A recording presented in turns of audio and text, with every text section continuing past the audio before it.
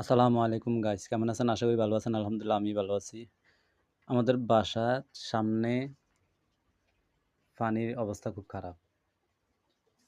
এক আঁড়ু পানি। পুরা গলিতে এক আঁড়ু পানি উঠে গেল এবং বাসার ভিতরে পানি ঢুকেছে।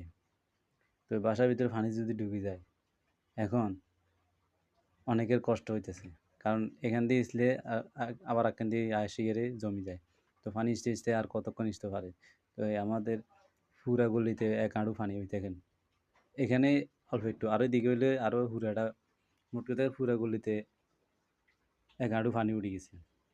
তো এই দেখেন দোকানে পানি ঢুকে গেছে। এই সামনের রোডেতে যেমন আছে, এই দেখেন এই রোডের অবস্থা দেখেন, দেখছেন রোডে পানি এক হাঁটু। রোডও যদি পানি এক হাঁটু হয় তাহলে পানি কোন দিকে যেতে পারে? আর ড্রেন তো ফুরের কারণে তো রোডে পানি উঠে গেছে। তো এই ড্রেনে পানি যেতে পারেন না, তার কারণে রোডে উঠে গেছে। আর টানা আজকে ৪টা দিন বৃষ্টি হইতেছে। তো ৪ দিন যদি টানা বৃষ্টি হয় বা শনিবারে সন্ধ্যার থেকে বৃষ্টি যে আরম্ভ হয়েছে, আর বৃষ্টি থামাথামি নেই।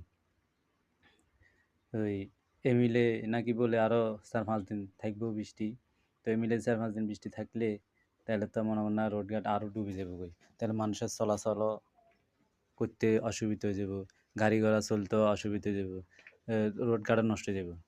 এভাবে যদি আরও ৪-৫টা দিন চলে, তো এই যে দেখছেন আমরা কিনার দিয়ে হাঁটতে কষ্ট হয়ে যায়, গাড়িও পানির ভিতরে যাইতে পারে না, যাইতেছে না। কারণ যদি কোনো দিয়ে যদি গর্ত থাকে তাহলে ওখান দিয়ে বড় গর্ত হলে তো গাড়ি উল্টে যেতে পারে। এই জন্য গাড়ি ঘোড়া চলতে অসুবিধা হয়, মানুষজনও চলতে অসুবিধা হয়।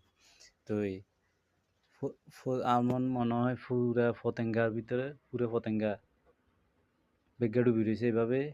আর মার্কেটের দিকে তো মনে আছে, মার্কেটটা কোন অবস্থা হয়েছে, এদিকে যে এই অবস্থা, মার্কেটের কোন অবস্থা দেখছেন নি?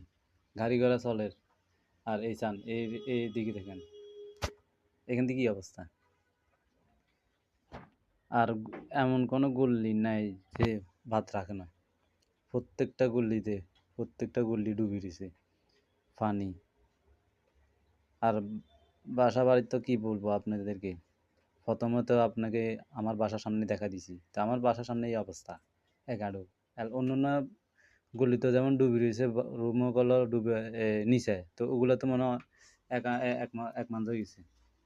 তাহলে যারা বাসা বাড়ি থাকে তাদের কি অবস্থা? তো ঠিক আছে, ভালো থাকেন, সুস্থ থাকেন।